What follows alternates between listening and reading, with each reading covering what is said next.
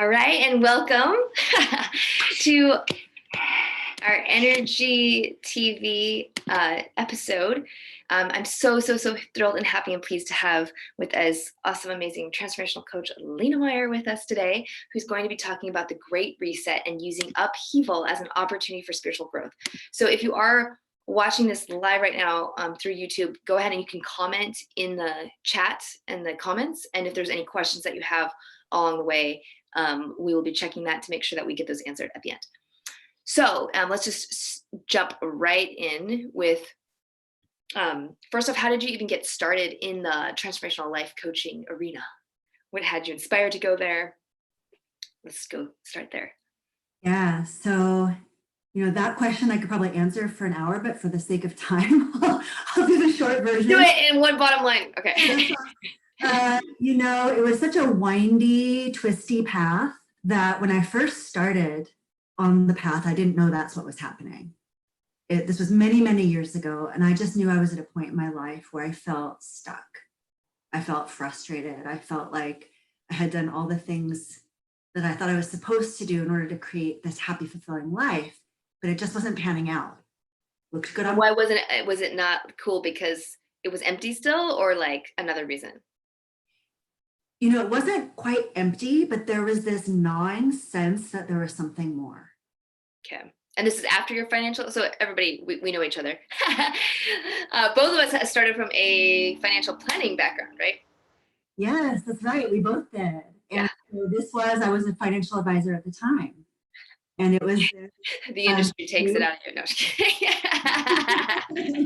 Kind of. Okay. Yeah, and there's so many wonderful things about it. There were the clients that I loved, some of the work that I loved. Right? I always say that too. Love the clients. There's got to be something more. And I started seeking out that something more. And just luckily, as the universe or fate would have had it, I uncovered this whole new world of coaching. And the class that I ended up taking at that time was called Neurolinguistic Programming. Thinking, what? It just sounded like I had never heard of anything like this before. But in a nutshell, it's the understanding that, wow, our minds and what we believe is so powerful. What we believe will allow us to be fulfilled or successful or achieve what we want, or what we believe can hold us down, keep us stuck. And a whole tool set to help untangle that, unhook the things that are stuck so that we can move forward in our truth and on our path of greater fulfillment from that core. It opened up my world. So it was really that class, the NLP class was like the source that like shifted it. And then you were like, I'm going to be a life coach. Or did that also kind of take a meandering path up to that point? Meandering. Yeah. Answer B. I think everybody's like that. You can package it up all nice later on. Like, oh, it was this thing. But no. We're like, why am I here? Let's go. Okay, good. So then you've been doing this for now, how many years? So this year I'm celebrating my 12th year of doing transformational work. Okay. Which is, it's a different time frame than professionally 100% business owner coach, right? Okay. The meandering path. So I think for a lot of us, certainly any conscious or soulful entrepreneurs listening to this, very rarely do we go straight from our passion, our gift into full-time business. So the gift of that meandering was building a tool set, building the know-how, building experience, working with people over time, so that when I finally did launch into full-time, that was there under my belt. And it's learning how to do the business, right? Which is a whole different experience. What would you say? I mean, so many people are in transition right now, and obviously this is where you specialize, but before we go into like the COVID times of now, what before this time would you say have been the biggest challenges in your own path, that likely are similar to what many conscious entrepreneurs face when they're evolving like nonstop? Evolving nonstop. I mean, it feels like that sometimes, right? And it can be this, when we're aware that we're evolving, it can sometimes be this, oh, yay, another opportunity for growth, right? Like there is the yay, but there's also in the meantime, it can be really uncomfortable, painful, confusing, foggy, heavy. So yes. some of the greatest challenges, the first one that I would say I was aware of was letting go of what I thought I wanted to be or what I thought I needed to be, letting go of the story of, but I've put in so much work to, Yes. Yeah, that's, That's like half the work right there, isn't it? Right. We get so attached to the identity. Like when I was going from event consulting to business coaching, I just couldn't like let go of that. Every time an event came up, I'm like, I can do that, even though that's not what I was doing anymore. But the expertise was pulling you back, right? So it's that, what is that? And is there some sort of way or action or activity that people can do, a tool, right, to help them let go? Yes, the answer is yes. There are probably an infinite number of tools, and yes, to simplify it, we're going to do at least one or two today. Yay! So, yeah, and it is simple and it is powerful, and it can sometimes make a really big difference just in a day. So I'm super excited to share that. Okay. So we might just go straight into that. I'm just looking at, so uncovering your deeper truth. Say more about during this time of transition now. What does that mean, uncovering your deeper truth? I mean, I can get it from a spiritual place, but. So, transition, I believe because I've felt it, seen it in my own life, but also certainly in the work that I've done with my clients, which is hundreds of people at this point. Transition is such an opportunity for growth. It is an opportunity to let go of what we thought we needed to be or do, move into what our heart or our soul or our core is really calling for. Is it kind of like your calling? Like your destiny? Like yes, even if you don't want to go to the cry, the door keeps knocking, you're like, stop knocking. Right, that old saying, at first your calling's going to whisper, then it's going to knock, then it's going to like burn the house down, so you have to go live somewhere else. So yes, and whether what you call it is up to you. It might be your calling, your mission, your purpose, your truth, your gifts, your passions. You might believe that you have hundreds of these in your life to fulfill. You might be on the hunt for one. That's up to you. What I do know, and what the gift in transition is, it is this, I'll just even say, like, this ripping away of what we thought the real world was into this really uncomfortable place of fog or transition. Like the rug just got ripped out from underneath us. The world or my life isn't what I thought it was. My mind hasn't yet had the chance to recreate what it thinks it's going to be moving forward. And if we can, during this time of transition, resist the urge to recreate an idea of what we think the future holds, and just take the time to tap into what feels true right now, and move forward with that one step, one day at a time. Not knowing where it's going or what the plan is. Yeah, because for those of us who are in some sort of emotional, energetic pain right now, like, where does that come from? A huge amount of it comes from, oh, my imagined future doesn't exist anymore. Oh, wow. I didn't even think about that. That's profound.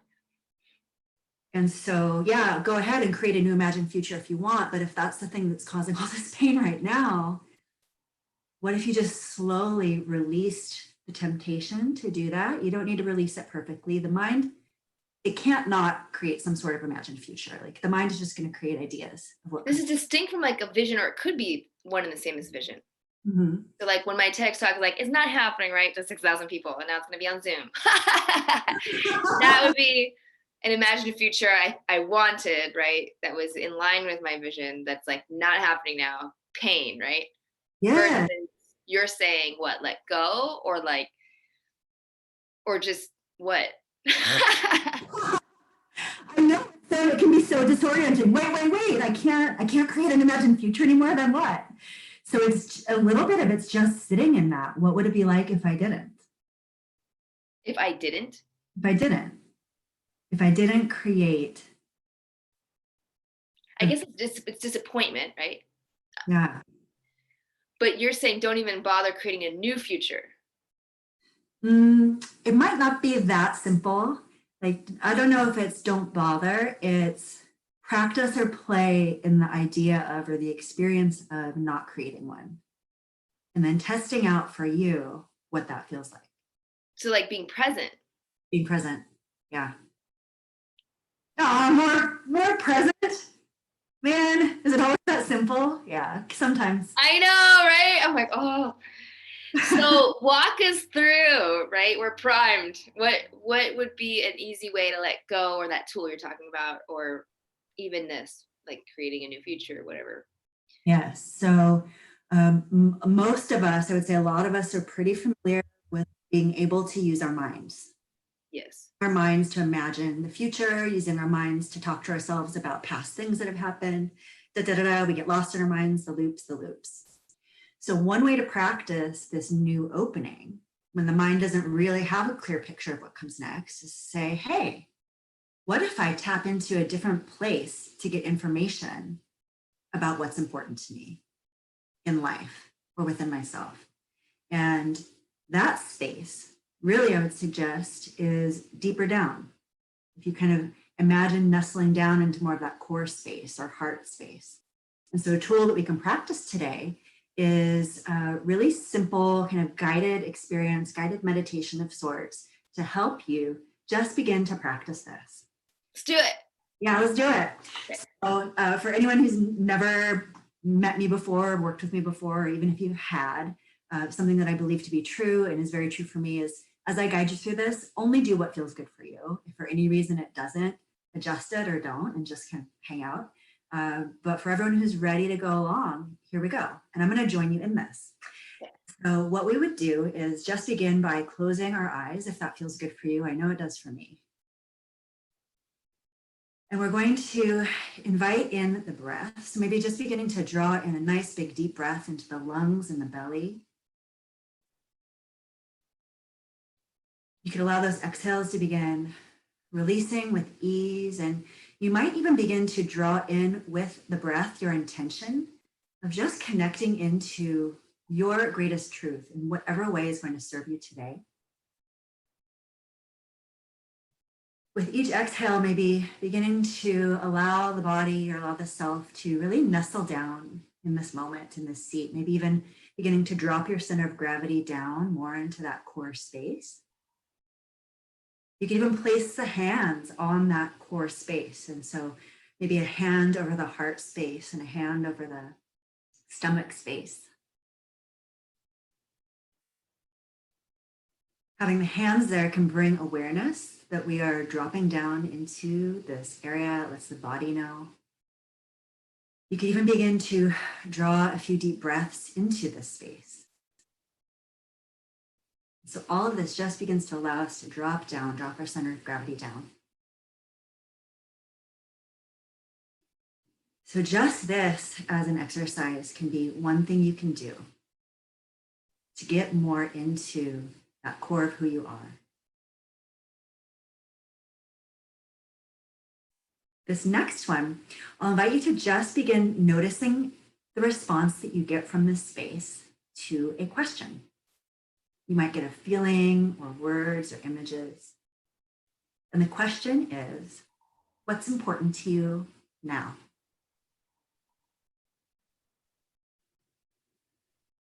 What are you passionate about? Who do you want to help? And what help do you need?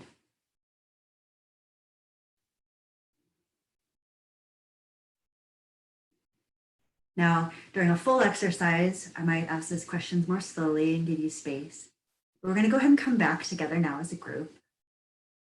You can do that by gently opening the eyes. And then as we come back together, something that can be super helpful is just imagine or allowing the breath to fill the fullness of the body. So as you're breathing from the tips of the toes all the way up through the top of the head, and just exhale anything that's ready to release and move on. And this kind of brings awareness back to you as a whole. And maybe if you like movement, go ahead and do that and just resettle into this moment. Yeah. So that was quick, but you may have noticed something or received something. So I'm curious, Anna, how was that for you, by the way? I know we've never done this together. This was our Yeah, no, it was wonderful. I'm amazed at how small a time frame, I mean, that was not even like 5 minutes, I feel more centered and more grounded and refreshed. And my messages were funny. Yes. So, if the messages are funny, this is so great because that's a signal that you didn't premeditate it. Okay. If you surprised yourself, yay. If something that you have known for a long time became clearer, yay. So it's just however you experienced it. Your messages might have been, again, it might have been a feeling. You might get words, you might get images. For you out there, if you're listening, if you got a total blank, no worries. Like, what a gift to just have space. So what you experience, just trust that that was amazing for right now. And the good news is you can use that process and practice to just go back in and notice. So it is a practice. It does get easier, whether it was super easy for you today, brand new, or a deepening of something that you're already doing in your own day-to-day personal growth or spiritual growth practice. Brilliant. Thank you. So how do you share more a little bit about who you work with and what's like the best way to connect with you? So how do people work with me and the best way to connect? Who and Who. So I work with people who you might guess are on a path of personal or spiritual growth. That's the core of it. People who are wanting to live their truth, wanting to show up as their most, I say, like the brightest expression of themselves, the highest expression of themselves, the truest expression of themselves. And that might show up in business. It might show up in how someone raises a family. It might show up in how someone lives their solo journey in life. But the commonality is this question of, how do I tap into that place of deeper truth for me and live it? The thing is, it's not always easy, right? The mind can get in the way. The mind can pile in these shoulds and have-tos, limiting beliefs. And so just knowing that those are there is not always helpful. Having tools to unhook those so that people can more easily both hear their truth and then move forward and live it is key.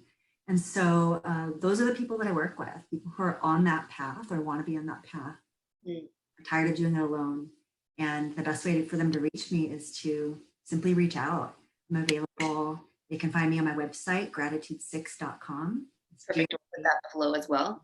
6.com. Yeah. So is that exercise something that also helps uncover that deeper truth you're talking about during this time of transition? Yes.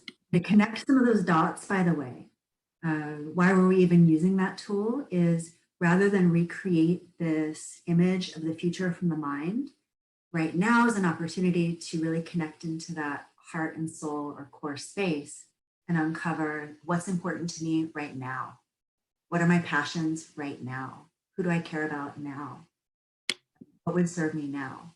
And so building the now, again, rather than recreating that vision of the future. Brilliant. And what would you say are personal practices then that people can do when they, after this or just in general? So a lot of them are some that we've probably all heard of by now. Meditation, eating food that supports our bodies. But none of us do it. It's like just eat, sleep, move, right? Move. And someone also add or breathe. And breathe. Yeah. So but we don't do those. We're lucky if we do like 2 of those well, right? Yeah. Isn't that amazing? So personal practice, they're personal. Move. It sometimes is that simple, right? But I'm just laughing how like nobody does those all 4 well in general, from what I've noticed. Yeah. I'm not saying there aren't those out there, but.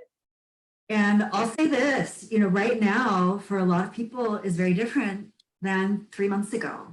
Totally, right? Year ago. That's a good point. So, for people who know me or have known me for some time, they might, Lena is the queen of personal practices. Like, she's got her habits on lockdown. And I'll tell you this, over the past 2 months, my daily practices have changed dramatically. They've been disrupted. I mean, they had to be. Disrupted. But it's been this, oh, maybe they're being disrupted for a reason. Maybe what worked for me 6 months ago, it doesn't work for me right now.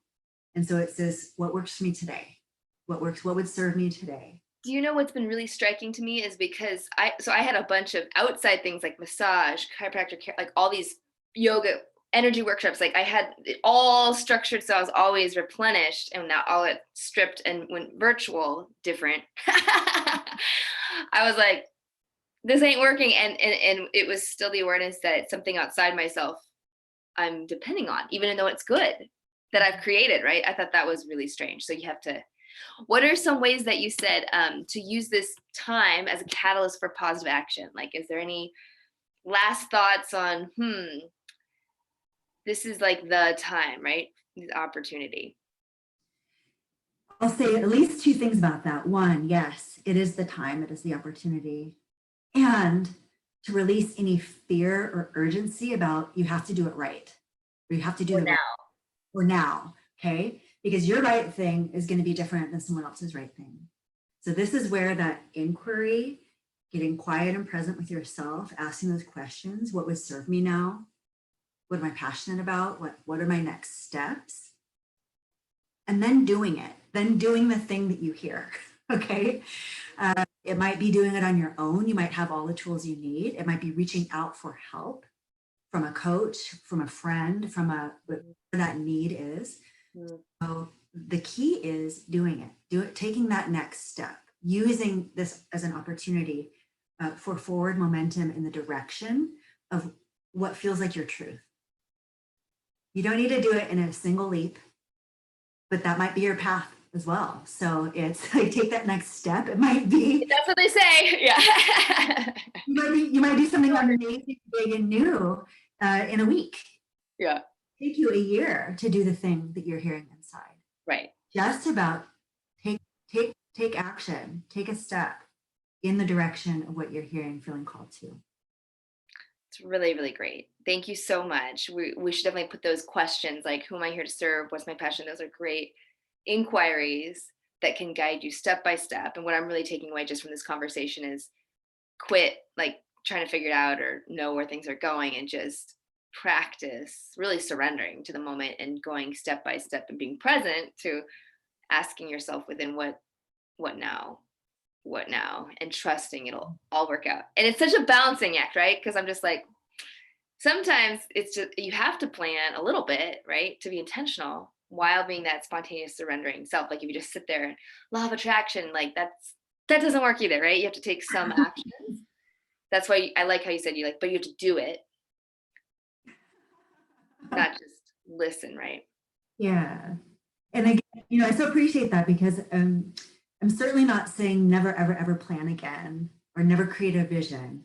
It's just what an opportunity to practice a new way, right? The mind is it's gonna plan. It's gonna do that. True. And for many of us, it works really well, especially if you're in business. Yes. So this is about, again, finding your truth, but maybe asking that question from here, what kind of planning would serve me?